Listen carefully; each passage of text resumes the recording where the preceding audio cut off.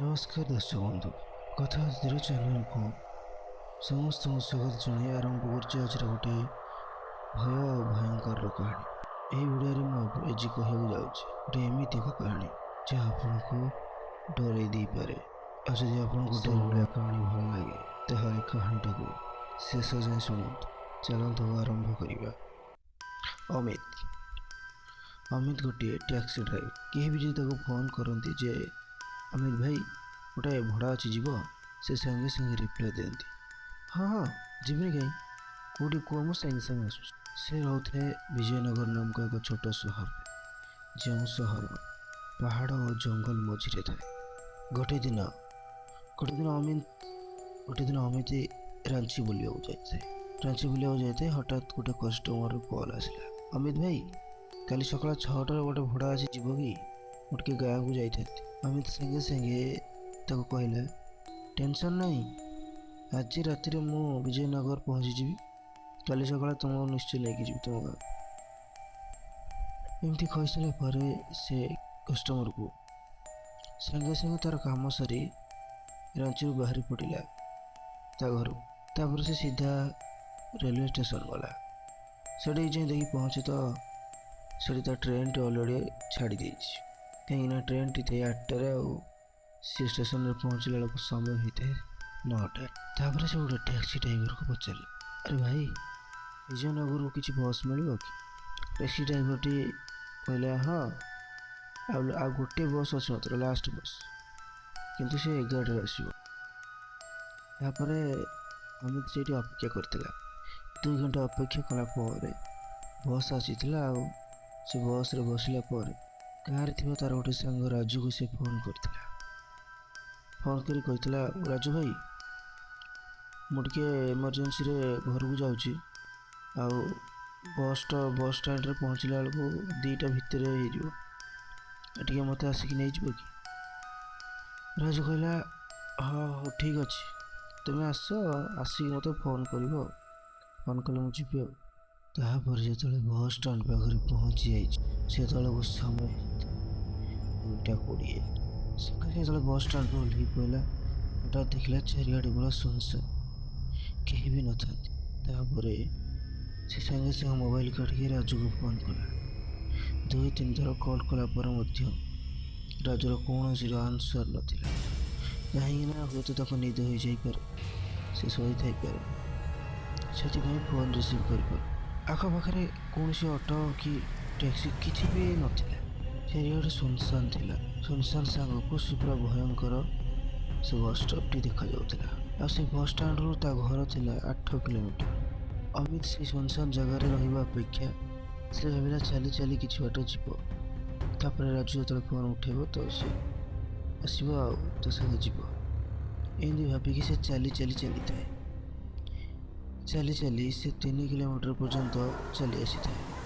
ଆଉ ସେ ଯେଉଁ ଅନ୍ଧାର ରୋଡ଼ ଆଉ ସୁନସାନ୍ ରୋଡ଼, ତା ସାଙ୍ଗକୁ ବାଟରେ ମଧ୍ୟ କୁକୁରମାନେ ଥାଆନ୍ତି ଯେଉଁ ଭୋକନ୍ତି, ତାକୁ ଆହୁରି ଭୟଙ୍କର କରିଦେଉଥାଏ। ଏମିତି ଚାଲୁ ସେ ପହଞ୍ଚିଗଲା କଳା ପାହାଡ଼ର 4 ଛକ ପାଖରେ।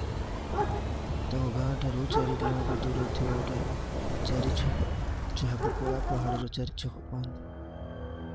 ସେହି ଜାଗାରେ ଯେତେବେଳେ ସେ ପହଞ୍ଚିଗଲା, ସେ ଆଗରୁ ଶୁଣିଥିଲା ଯେ ଏଇ ଜାଗାରେ କୁଆଡ଼େ ପୁଣ୍ୟ ତାନ୍ତ୍ରିକମାନେ ସବୁ ପଣା ଦିଅନ୍ତି, ଆଉ ସେ ଆଖପାଖରେ ଆତ୍ମା, ପ୍ରେତାତ୍ମା, ଶୈତାନ ମାନେ ସବୁ ଘୁରି ବୁଲନ୍ତି। ଏଇଗୁଡ଼ା ସବୁ ମନେ ପକାଇ ଅମିତ ଭୟ କରି ହନୁମାନ ଚାଳିଶା ମନ୍ତ୍ର ବୋଲି ଜୋରେ ପାଦ ପକାଇ ଯିବାକୁ ବାହାରିଲା। ହଠାତ୍ ଯେତେବେଳେ ଯାଉଛି ତା ସାଇଡ଼ରେ ଦେଖି ସେ ତାକୁ ଝାପ୍ସା ଦେଖାଯାଉଥାଏ, କିଏ ତ ଗୋଟେ ନିଶ୍ଚୟ ଧଳା ଶାଢ଼ୀ ପିନ୍ଧିକି ଯାଉଛି, ସାଇଡ଼ରୁ ଦେଖାଯାଉଥାଏ। ହଠାତ୍ ସେ ଯେତେବେଳେ ବୁଲି ପଡ଼ିକି ଡାଇରେକ୍ଟ ଅନେଇବାକୁ ଚେଷ୍ଟା କରେ ତ ସେଠି କେହି ନଥାନ୍ତି। ଏମିତି କିଛି ବାଟ ହେଲା ପରେ ହଠାତ୍ ତା ସାମ୍ନାରେ ଆସି ଠିଆ ହୋଇଥାଏ ଗୋଟେ ଶୈତାନ, ଯାହାର ଆଖି ପୁରା ଲାଲ ଲାଲ ହେଇ ଜଳୁଥାଏ, ଆଉ ତା ମୁହଁରେ ମଧ୍ୟ ଅଧା ମାଂସ ନଥାଏ। ଏଭଳି ଅବସ୍ଥା ଦେଖି ଅମିତ ଭୟ କରି ଯାଇକି ସେତେବେଳେ ଛାନିଆ ହେଇକି ଦୌଡ଼ିବାକୁ ଲାଗେ। ଆଉ ସେଇ ଶୈତାନଟି ଅମିତର ବେକକୁ ଧରି କିଛି ଦୂର ପର୍ଯ୍ୟନ୍ତ ଫୋପାଡ଼ି ଦେଇଥିଲା। ତାପରେ ଅମିତ ପଡ଼ିଗଲା ପରେ ଦେହ ହାତ ଖଣ୍ଡିଆ ଖାବଡ଼ା ହୋଇଯାଇଥାଏ। ତାପରେ ପୁଣି ଥରେ ସେଇ ଶୈତାନଟି ତା ବେକରେ ହାତ ରଖି ଚିପିବାକୁ ଲାଗେ। ଏଇଥର ଅମିତ ଭଗବାନଙ୍କୁ ଡାକି ଜୋରରେ ସେ ଭୂତଟାକୁ ଠେଲି ଦେଇକି ଦୌଡ଼ିବାରେ ଲାଗିଲା। ଏମିତି ରାସ୍ତାରେ ଦୌଡ଼ୁଛି, ତା ସାଙ୍ଗକୁ ତ ଖଣ୍ଡିଆ ଖାବରା ହୋଇସାରିଛି। କଷ୍ଟେ ମଷ୍ଟକେ ଦୌଡ଼ି ଦୌଡ଼ି ଯାଇ ଭଗବାନଙ୍କ ଦୟାରୁ ତା ସାମ୍ନାରେ ଗୋଟେ ଶିବ ମନ୍ଦିର ପଡ଼ିଲା। ଆଉ ସେ ଶିବ ମନ୍ଦିର ଭିତରେ ସେ ପଶିଗଲା। ଶିବ ମନ୍ଦିରର ପାହାଚ ଭିତରେ ଚଢ଼ି ଯାଇକି ସେଠି ଧମକିନି ଶୋଇପଡ଼ିଲା। ତା ଉପରେ ଦୌଡ଼ୁଥିବା ଭୂତ ସେ ଅଧା ମଧ୍ୟରେ ରହିଗଲା। ଅମିତ ଜାଣି ସାରିଥିଲା ଯେ ଏ ମନ୍ଦିର ଭିତରକୁ କୌଣସି ଭୂତଗତ ପ୍ରବେଶ କରିପାରିବେ, ସେଥିପାଇଁ ସେ ସେଇଠାରେ ହିଁ ସେଫ୍ ବୋଲି ମନେ କଲା। କିଛି ସମୟ ପରେ ସେଇ ଶୈତାନଟି କିଛି ସମୟ ପର୍ଯ୍ୟନ୍ତ ସେଇ ମନ୍ଦିର ଚାରିପାଖ ମଧ୍ୟରେ ଭୟଙ୍କର ସାଉଣ୍ଡ ମଧ୍ୟ କରିକି ଚିଲ୍ଲାଉଥାଏ। ଏହା ଦେଖି ଅମିତ ଆହୁରି ଭୟ କରିଯାଉଥାଏ। ସେ ମନ୍ଦିରରୁ ସେ ବାହାରିବାର କୌଣସି ବି ବାଟ ନଥାଏ। ତାପରେ ସେଇ ମୋମେଣ୍ଟରେ ଗୋଟେ ଟ୍ରକର ହେଡ଼ଲାଇଟ୍ ପଡ଼ିଲା। ତାର ହେଭି ହେଡ଼ଲାଇଟ୍ରେ ସେଇ ଶୈତାନଟି ସେଇ ରାସ୍ତା ପାଖ ବଣର ମଧ୍ୟରେ ପଡ଼ ଦୃଶ୍ୟ ହୋଇଗଲା।